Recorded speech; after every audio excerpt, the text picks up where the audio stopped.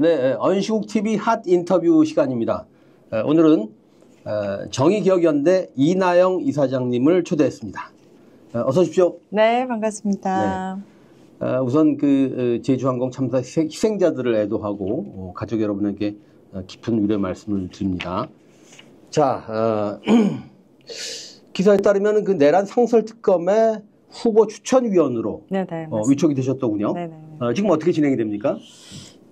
저희가 사실은 위원회는 의장님이 일단 대통령, 당시 대통령 그리고 이제 그다음에 권한대행에게 추천 의뢰를 하는 직이에요. 그래서 의장이 선정해서 이제 추천 의뢰를 했고 그게 12월 초였는데 지금 벌써 거의 20일 가까이 된 것 같아요.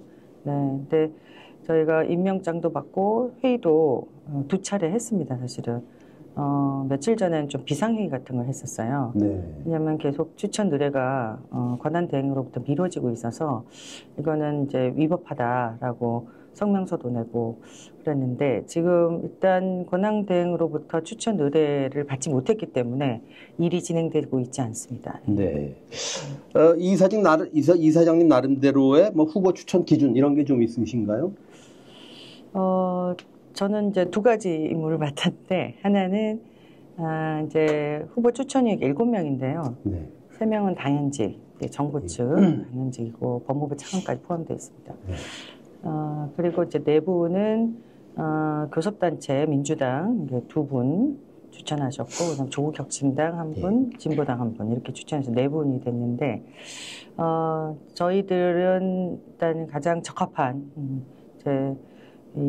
어떻게 보면 우리나라 검찰도 이제 사실 서울법대라는 연줄로 이어져 있고 또 물론 훌륭한 검사님들 계시지만 대체로 위계적인 조직이기 때문에 이 선후배 질서에서 좀 흔들릴 수도 있고 혹은 자신의 개인적인 어떤 욕망 때문에 이런 수사를 그르치거나 혹은 과잉되게 할 수도 있잖아요. 이제 그런 분을 좀 살피어서 좋은 분을 추천하는 것이고 또 하나는 이제 7분이 합의를 해야 되는 것이기 때문에 혹시나 이상한 분이 또 추천될 수도 있잖아요. 네. 사실 우리가 이제 윤석열 당시 특검을 생각했을 때도 그런 점들을 고려하지 못했다는 뼈아픈 성찰이 지금 있잖아요. 네. 그러니까 이제 그런 분이 안 되게 하는, 그러니까 검증하는 역할을 좀 하고 있습니다. 그래서 되도록이면 이제 좋은 분이 공정하게 또 신속하게 이제 이 사건을 처리할 수 있도록 저희가 여러 가지 고민을 하고 있습니다. 알겠습니다. 자, 이제 본론으로 들어가겠습니다. 윤 정권이 대일 굴욕 외교로 국민의 자존심을 짓밟지 않았습니까? 네. 여러 가지 문제가 있습니다만은 무엇이 특히 문제적이라고 보시는지 사례를 한 2가지만 꼽아주시죠. 참 어려운데요. 2가지 꼽기가. 왜냐하면 아시겠지만 윤석열 대통령 후보 시절부터 대일 외교 공약이 이렇게 많지 않았어요. 아주 간단했어요. 뭐냐면 그랜드 바겐, 패키지 딜, 포괄적 해결 이런 얘기를 하면서 강제동원이나 일본군 위안부 문제, 또 수출 규제, 지소미아 등을 이제 한 테이블에 놓고 톱다운 방식으로 추진한다. 이런 정도예요. 그리고 한일 간의 셔틀 외교를 복원한다. 근데 사실 보면 그 이후로부터 진행된 것이 보면 제일 처음에 한 게 사실은 사람들이 좀 잊고 있는데 2015 한일합의를 준수하겠다는 메시지를 이제 일본에게 계속 보내요. 왜냐하면 실제 일본 정부가 그때 이제 기시다 총리였고 기시다 총리가 2015 한일합의 때 외교부 장관이었죠. 외무장이었죠. 그래서 이 사람이 한일 정상회담을 하려면 2015 한일합의를 복원시켜야 된다는 강한 의지를 계속 피력하고 그 내용은 일본 언론을 통해서 이제 한국 언론으로 들어와요. 그러니까 이제 우리는 2015 한일합의를 준수하겠다는 메시지를 계속 보내고 박진 외교부 장관이 일본으로 가기 전에 한일 외교부 장관 그 회담 전에도 이 얘기를 하고 끝나고 나서도 계속 그 얘기를 해요. 이제 2015 한일합의가 굉장히 중요한 이슈였고, 즉 일본군 위안부 문제. 네. 그다음에 이제 강제동원 문제인데 강제동원 문제는 대법원 판결 2018년에 전원 합의체 판결이 있었기 때문에 이 문제를 어떻게 해결하느냐가 일본에서도 이제 초미의 관심사였고, 이거를 한국 정부가 계속해서 여러 가지 경로를 통해서 한국 정부가 해결할 것이라는 뉘앙스를 계속 이제 사람들한테 이렇게 보내요. 근데 이 2가지를 결국은 이제 2022년, 2023년 순차적으로 이제 해결하는 과정을 거칩니다. 그러고 나서 중요한 게 또 후쿠시마 핵 오염수 방류에 찬성하고 그리고 강제동원 문제는 이제 연결되어 있죠. 사도강산 강제동원의 역사를 지운 사도강산 유네스코 등재에 찬성해주고 뭐 이런 일들이 이제 있었죠. 사실은 그게 결국은 이제 일본 해상자위대가 독도 인근 해상에서 자주 한국군 혹은 한미연합훈련이라는 명목으로 이제 군사훈련을 한다든지 뭐 이런 일들이 이제 계속 발생했다고 저는 생각해요. 그래서 가장 중요한 게 이제 두 가지 사례라고 한다면 2015 한일합의 일본군 위안부 문제를 해결해 주는 것, 그리고 일본이 해결했다고 하는 것을 확정해 주는 것. 두 번째는 우리 대법원 판결에서 나왔던 것을 뒤집고 한국 정부가 일본 전범 기업을 대신해서 한국 기업의 돈을 가지고 피해자들이 이제 배상받을 권리를 어떻게 보면 면제해주고 그 돈으로 피해자들에게 사실은 보상도 아니고 배상도 아닌 이제 돈으로 해결하는 이 제3자 변제안을 내놨다. 저는 이 두 가지가 가장 중요한 문제였다라고 생각하고 있습니다. 제3자 변제안은 돌이킬 수 없는 건가요? 지금 이거는 만약에 차기 정부가 들어서면 조금 이제 여러 가지 지점에서 다시 재검토해 볼 일이 있긴 해요. 왜냐하면 그 이후로도 판결이 계속 나고 있고 실제로 강제동원 지원재단에 돈이 고갈된 상태이기 때문에 그 말을 했지만 이분들에게 피해자들에게 보상을 전혀 못하고 있어요. 그리고 지금도 진행 중인 판결들도 있고요. 그렇기 때문에 이게 과연 적법한 것인가 그리고 그 절차나 내용상 올바른 것인가에 대해서는 재검토가 반드시 필요하고 더 중요한 거는 사실 이 윤석열 정부가 처음부터 뭐 법치주의, 뭐 자유민주주의 이런 얘기를 계속 했지만 사실 대법원 판결, 확정 판결이 난 것을 뒤집고 일본의 전범 기업에 손을 들어주면서 일본에 면죄부를 줬다는 거 이 자체가 사실은 정치적으로도 용납되기 되게 어렵고 법적으로도 문제가 있는 것이죠. 그러니까 기본적으로 상권 분립이라는 이 가장 기본적인 민주주의 원칙을 훼손하면서 이루어진 것이고 그리고 이 대법원 판결에서 굉장히 중요한 게 뭐냐면 한반도 일제의한 한반도 불법 강점에 기인한 반인도적 범죄 행위로서 강제동원이라는 얘기를 한단 말이에요. 이 판결문에. 그러니까 대법원 판결의 핵심은 한반도가 일제에서 불법적으로 강점됐다에서 출발해요.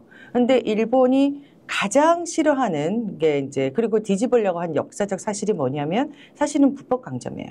네. 여기에 기인한 일본군 성노예제, 강제동원 이 문제를 없었던 것으로 혹은 불법적인 것이 아닌 것으로 만들려고 하는 거거든요. 근데 이 문제를 일본 정부의 그동안의 주장에 편을 들어주면서 우리 대법원 판결을 한국의 대통령이 부정했다. 이 문제가 있기 때문에 이건 법적으로도 저는 따져봐야 될 문제라고 생각합니다. 네.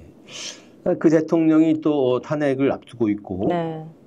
내란의 수괴였지 않습니까? 네. 이런 그 사회적 환경이 또 다른 사회적 합의로 이어질 수도 있겠군요. 그렇죠. 네네네. 사실은 우리가 이제 이번 사태를 보면서 대통령이 이 헌정 질서를 훼손하고 한국 시민들이 그동안 애써 일궈온 자유민주주의 정신, 가치 이런 것들 근본적으로 무너뜨리려고 했잖아요. 근데 그것은 사실 돌이켜보면 이 정부가 들어섰을 때부터 굉장히 꾸준하게 이루어진 행동이다라고 볼 수 있을 것 같아요. 물론 이번 이제 내란 사태가 가장 정점을 찍었지만 말이죠. 네. 사실 대한민국의 헌법적 가치는 사실 보수와 진보가 함께 이룬 사회적 합의지 않습니까? 네네. 네. 그런데 윤 정권이 유린한 헌법적 가치 중에서 특히 이 이사장님 어떤 가치에 주목을 하십니까? 이제 우리 전문에 보면 3.1 운동으로 건립된 대한민국 임시정부의 법통을 이어받는다. 그다음에 두 번째가 이제 불의의 한거인 4.19 민주 이념을 계승한다. 이제 두 가지잖아요. 저는 이 두 가지를 일단 기본적으로 이 사람이 훼손했다고 봐요. 그러니까 사실 이 정부가 들어서자마자부터 친일 편향적인 외교를 계속 펼쳤고 그걸 실현하기 위해서 저 사람이 정말로 일본의 우익과 같은 생각을 가지고 있나? 이런 사람들을 이제 주변에 두고 나중에는 이제 주요 역사 기관장에도 소위 뉴라이트라고 하는 이제 반민족주의자들을 대거 등용하면서 그 사람들이 입을 통해서 3.1 운동 정신을 근본적으로 훼손했잖아요. 네. 이게 여기서부터 저는 굉장히 문제적이다. 헌법 정신을 훼손한. 그다음에 두 번째가 4.19 민주 이념이라는 게 결국은 자유민주주의 정신인데 결국 민주주의라는 게 결국 민에 의한 통치고 자유주의라는 것이 결국은 법에 의한 통치잖아요.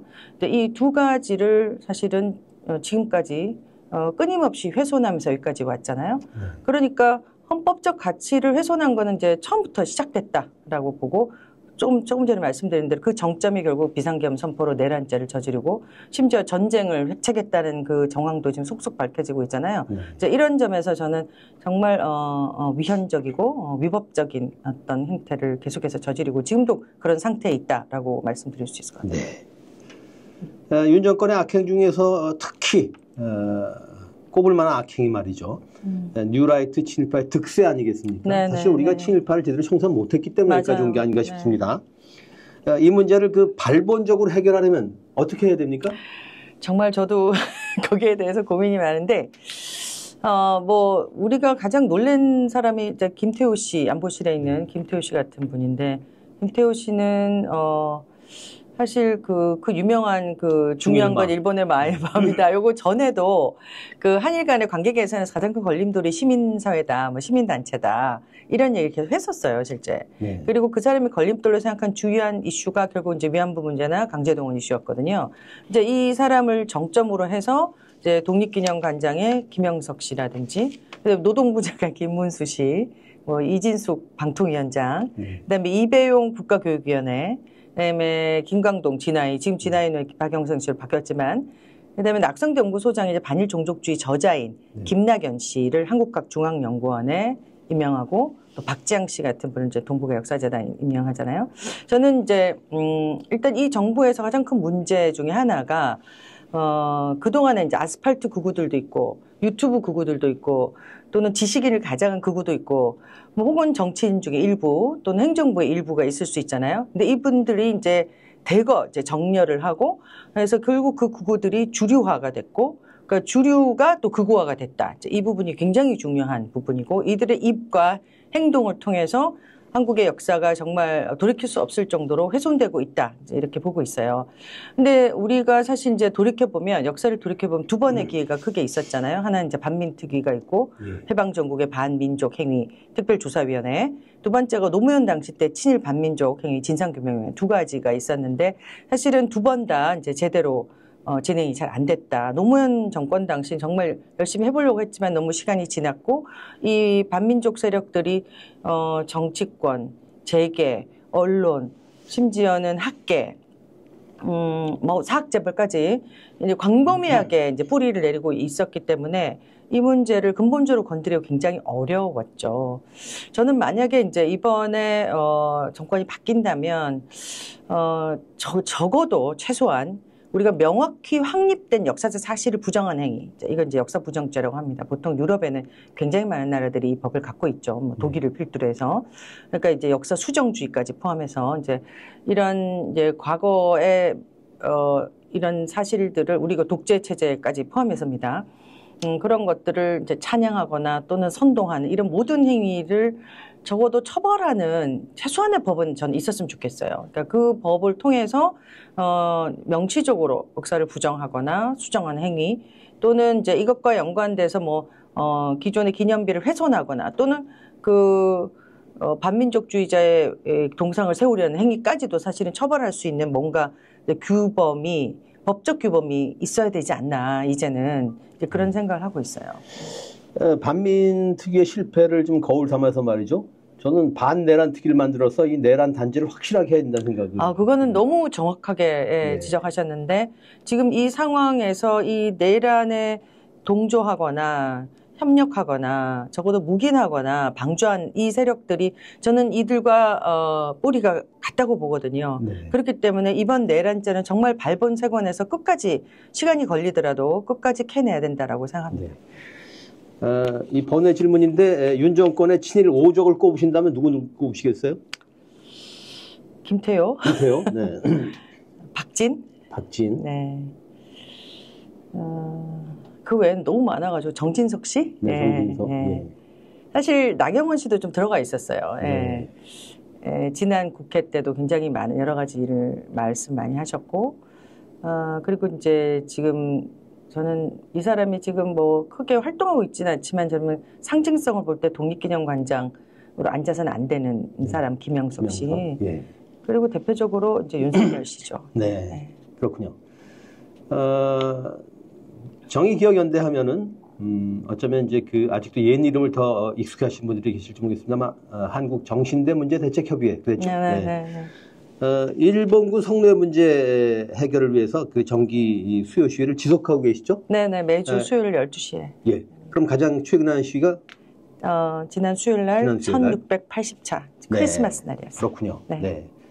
그때 외친 메시지가 뭐였습니까? 늘 같겠습니다만 특별히 강조하실 만한 게. 저희가 사실은 이제 92년 1월 8일에 시작했어요. 그게 일본 대사관 앞에 시작된 이유는 당시 이제 미야자와 일본 총리가 방한을 하고 그리고 그 이전에 김학순 할머니가 91년 8월에 나오셨거든요. 그 공개 증언 이후에도 일본 정부가 계속해서 이제 공식 사지나 법적 배상 혹은 전쟁 범죄 인정 불이행 이런 것들을 계속 했기 때문에 이제 총리가 왔으니까 우리가 뭔가 집회를 해서 우리의 의견을 좀 표명해야 되겠다라고 생각했던 것 같아요. 근데 거기가 일본 대사관 앞이었던 것이죠. 근데 그게 잘 안 되니까 매주 수요일마다 우리가 단체별로 돌아가면서 이게 집회를 하자. 이게 이제 수요시의 시작이에요. 이제 이렇게 오래 진행될지 모르고 이제 선배님들 시작하신 거죠. 근데 최초에 할 때는 5가지 요구사항이었어요. 그러니까 전쟁 범죄 인정하라. 그다음에 진상 규명하고 공식 사죄하고 법적 배상하라. 그리고 책임자 처벌하라, 역사 교과서에 기록하라, 그다음에 추모비와 사료관을 건립하라. 근데 이제 책임자 처벌은 조금 뒤에 나와요.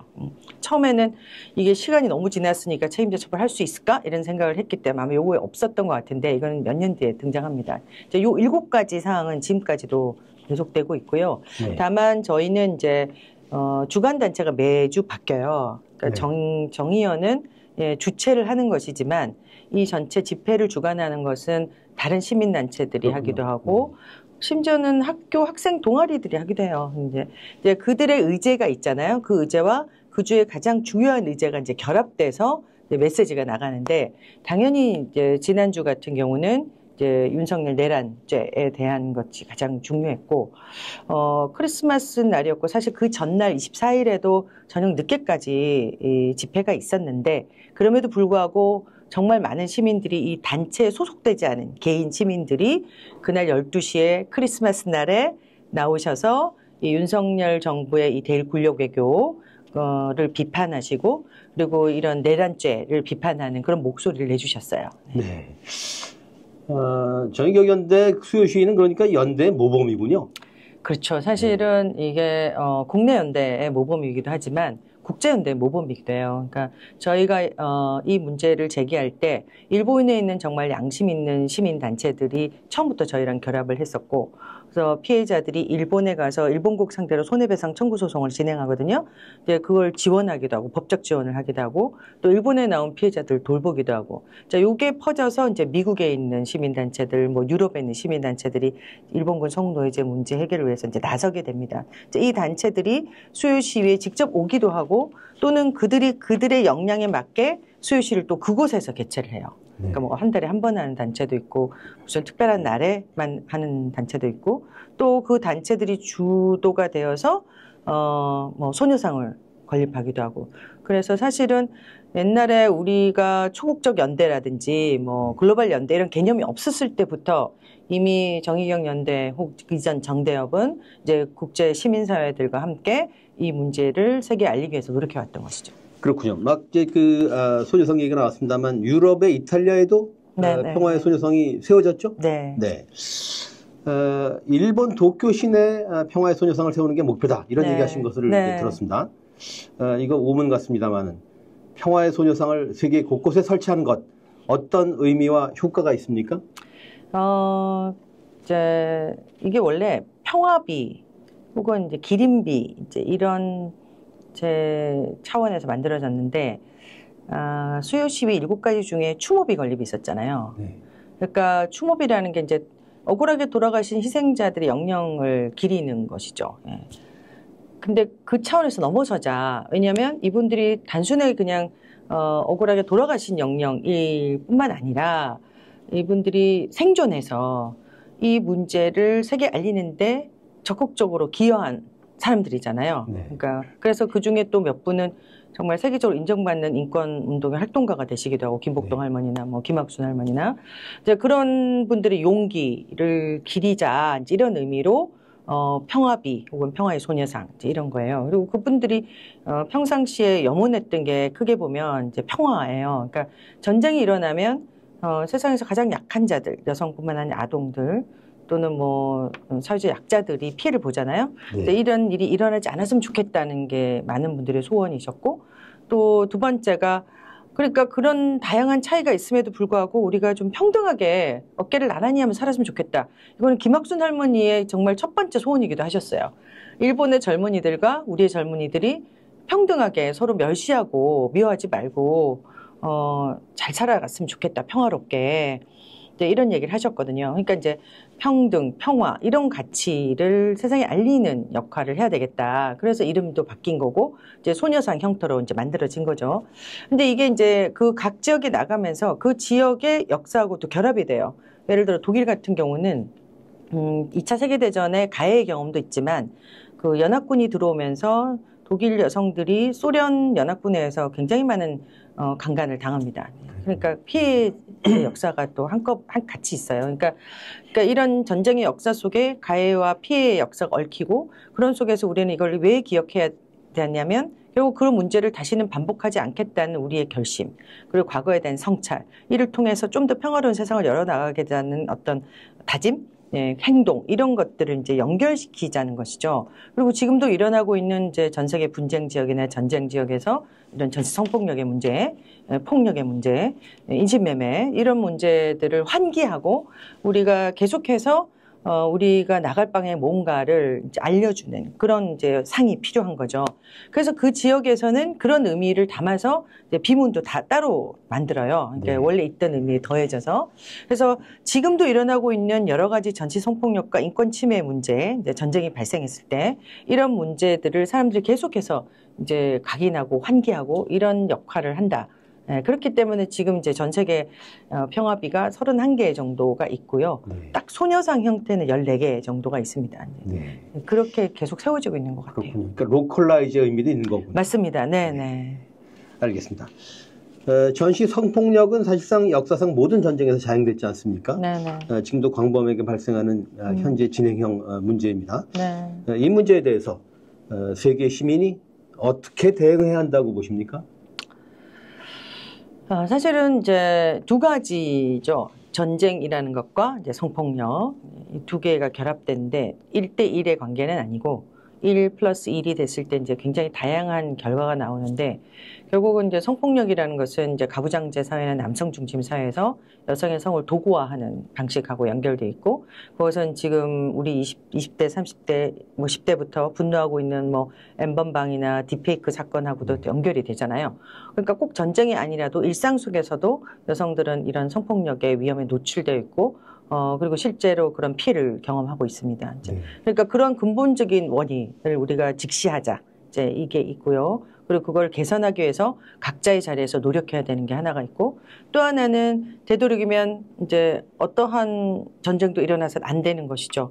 그러니까 전쟁을 반대하고 평화로운 세상을 만들기 위한 우리의 다짐과 노력이 굉장히 필요한 것이죠. 그러니까 이 두 개가 이제 결합돼서 계속해서 전 세계 시민들이 노력해야 되는 것인데, 저희는 이제 구체적으로 이런 이제 반전 평화 운동 단체들과 연대하는 곳도 있지만 실제로 분쟁 지역에 또는 전쟁의 피해자들을 돕는 활동을 하고 있어요. 그러니까 나비기금이라고 2012년에 만든 기금이 있습니다. 이제 이 기금이 만들어졌을 때 처음에 이제 김복동 할머니와 기론옥 할머니께서 전 세계 증언을 계속 다니셨잖아요. 그 증언을 다니다가 보니까 우리보다 더 열악한 환경에서 정말 처참하게 살아가고 있는 피해자들과 그 아이들을 보게 된 거예요.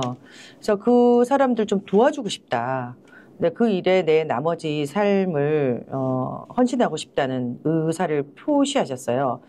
거기에 따라서 이제 할머니들이 기금을 또 내시고 정대협이 또 기금을 내고 일종의 매칭 펀드 같은 것이죠. 거기에 이제 시민들이 이제 모금을 해주셔가지고 시민 모금 형태로, 그래서 나비 기금이 만들어져서 우간다나 콩고나 뭐 지금 저희가 팔레스타인도 가고 있습니다. 팔레스타인의 힐링센터를 저희가 운영하고 있거든요.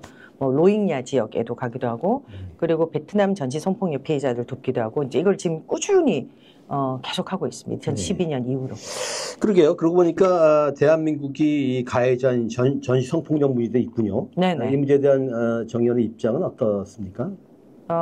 대한민국의 전시 성폭력. 아니 베트남 전쟁 당시에도. 네네네. 네, 사실은 이제 베트남 전쟁 당시에 사실 일본군 성노예 제도하고는 좀 달라요. 이거는 제도적 차원은 아니었기 때문에. 그렇지만 이제 군인에 의한 강간이나 혹은 현지처 같은 형식으로 여성을 성적으로 착취한다든지 이런 일들이 있었잖아요. 이제 여기에 대해서 우리 스스로 과거를 돌이켜보고 성찰하고 또 그 사람들이 어디에서도 환영받지 못하고 손가락질 당하고 또는 버려지기도 했거든요. 이제 그런 사람들을 돕는 일에 우리가 오히려 앞장서야 된다는 것을 아주 초기부터 우리 위에 선배님들이 가지고 계셨던 것 같아요. 네. 자, 저희가 이제 그 언론 단체라서 이런 말씀을 또 한번 드려보는데 언론을 향해서 그 하시고 싶은 말씀, 언론에 대한 유감이 많으실 것 같은데 말이죠. 네. 제가 이제 사실 지금 중앙대학교에서 사회학과의 학생들 가르치고 있는데 사회학에서 또 페미니즘을 하다 보니까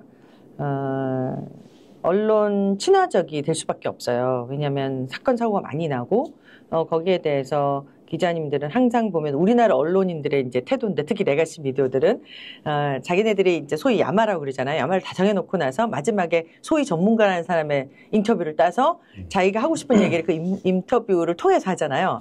그래서 아무튼 제가 여러 방면으로 이제 동원이 많이 됐고 저는 그때 꼭 동원이라기보다 내가 오히려 나의 관점 또는 여성들의 관점을 잘 반영할 수 있다면 언론 또 새로운 방향을 제시할 수도 있으니까 이제 기자님들이 굉장히 협조를 잘해서 제가 굉장히 많은 기자님들과 알게 됐어요. 그래서 사실 그 소위 우리가 정의연 사태라고 한 2020년 5월 사태 때도 제가 약간 나이브하게 대처했던 것 같아요. 설마 우리나라 언론들이 위안부 문제가 30년이 다 됐는데 이렇게까지 모를 수가 있나? 저는 충분히 이해할 거라고 생각했어요. 그러니까 이게 잘못된 프레임으로 과거에 이런 정의로운 역사가 훼손돼서는 안 된다는 아주 기본적인 원칙은 갖고 있을 줄 알았는데 그렇지가 않더라고요. 그래서 일단 그때 너무 깜짝 놀랐고 그때부터 좀 조심하게 됐어요.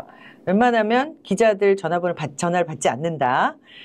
일단 전화를 안 받아요. 그리고 나서 근데 급하면 기자님들이 뭐에 대해서 제가 의제를 말씀해 주세요. 이러면 이제 의제를 이제 쓰잖아요. 주제나.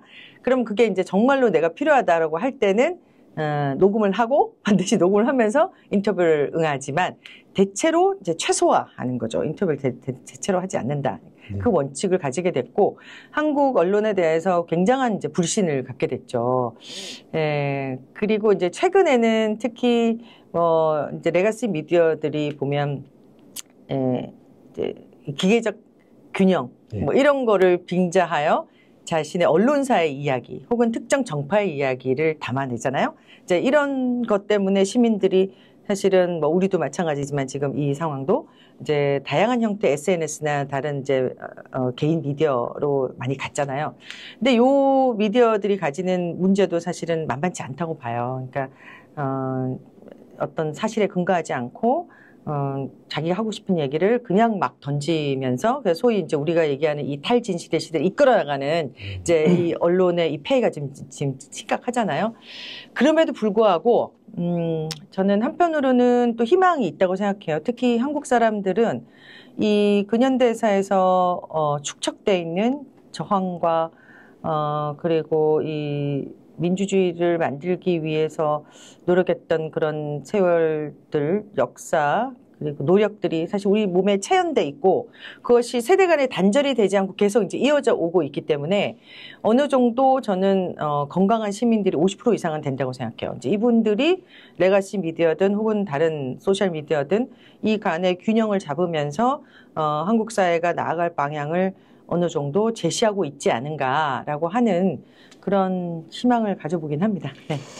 이번에 응원모 집회를 통해 또 확인된 사실이라고 할 수도 있겠죠. 네네. 자, 이제 마지막 질문입니다. 자, 윤석열 탄핵 인용이 확실시됩니다. 네. 다음 정부에 네. 한일 관계의 새판짝이 또는 대일 외교 정책과 관련해서 어떤 조언을 주시겠습니까? 사실은 윤석열 정권 들어와서부터 저희 이제 소위 과거사 단체들이 가장 주목했던 거는 이제 내년 2025년이에요. 네. 2025년을 위해서 윤석열 정권이 달려왔다. 이런 생각인데 그게 뭐냐면 2025년 을사년입니다. 을사년 60년마다 돌아오죠. 네. 세 번째 을사년이다. 우리는 이렇게 얘기하는데 첫 번째 을사년에 을사늑약이 있었고 네. 그 뒤에 을사년에 한일 협약이 있었습니다. 네. 그리고 내년에 사실 윤석열 정부 계속 공언을 했어요. 신한일 협약을 만들겠다. 심지어 뭐 한일판 엘리제 조약을 만들겠다. 이런 얘기를 공공연하게 해왔거든요. 이게 결국은 이제 60년 청구권 협정에서 이견이 있었던 부분을 일본 편을 들어주기 위한 어떤 저는 논리의 빌드업 과정이다라고 봤어요. 그래서 내년이 굉장히 중요한 해다. 만약에 탄핵이 안 되면 정말 큰일 난다. 이제 이렇게 생각하고 있고요. 자, 그렇다면 이 새 정부가 만약에 들어선다면 새로운 을사년에 우리는 한일 관계에 어떤 비전을 보여줄 수 있을 것인가, 혹은 더 나아가서 한국이 동아시아에서 어떤 역할, 어떤 위상을 가지고 나갈 것인가, 이제 이런 고민을 철저히 해야 된다고 생각하고요. 그러기 위해서 이제 우리가 앞에서 얘기했던 이제 몇 가지 이제 조건들이 있잖아요. 어떤 교수님이 이런 얘기를 했는데, 유럽 사시는 분이에요. 터무니없는 소리 같았던 이 부정주의자들의 시도가 반세기가 지난 후 유럽에서 극우 정치 세력의 복권으로 드러났다. 이런 얘기를 해요. 그게 이제 우리 사회도 사실은 그럴 수 있다는 경고를 이미 이게 이제 몇 년 전에 나온 얘기예요. 그래서 윤석열 정부 탄생 전에 나온 얘기거든요. 근데 지금 윤석열 정부가 사실은 그런 극우 세력의 복권을 노리는 정부, 소위 우리가 친일파 정부라고 하지만 이제 극우 이제 보수 세력이 집권하는 그런 이제 현상 우리가 목도했잖아요. 네. 자, 요 기결된 현상을 다시 한번 돌이켜 보면서 우리가 그 뿌리를 어떻게 이번에는 잘 드러낼 수 있을 것인가. 결국은 이제 독일 같은 경우도 과거사를 청산하기 위해서 굉장히 노력을 많이 했잖아요. 그러면서 이제 미래를 위해서 기억을 종식해야 된다 이런 주장을 하는 사람들이 많잖아요. 미래를 위해서 과거를 덮고 가자. 뭐 과거가 미래의 발목을 잡아서는 안 된다. 이런 얘기를 하시는 분이 많았고, 사실 한국 윤석열 정부는 처음 들어서자마자 미래 얘기를 굉장히 많이 했어요, 실제로. 근데 뭐라고 얘기하냐면 기억의 종식을 주장하는 사람들은 전쟁의 참화라든지 혹은 독재 비극이라든지 이걸 숨기는 데서 그치는 것이 아니라 민주주의 핵심을 부정하고 훼손하는 것이 목적이다. 이런 얘기를 많이 합니다. 연구자들도.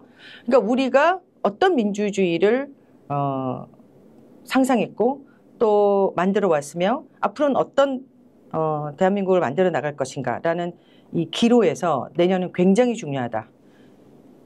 그런 점에서 이제 과거를 어떻게 직시할 것인가라는 것이 이 차기 정부의 중요한 어떤 책임으로 남겨지겠죠.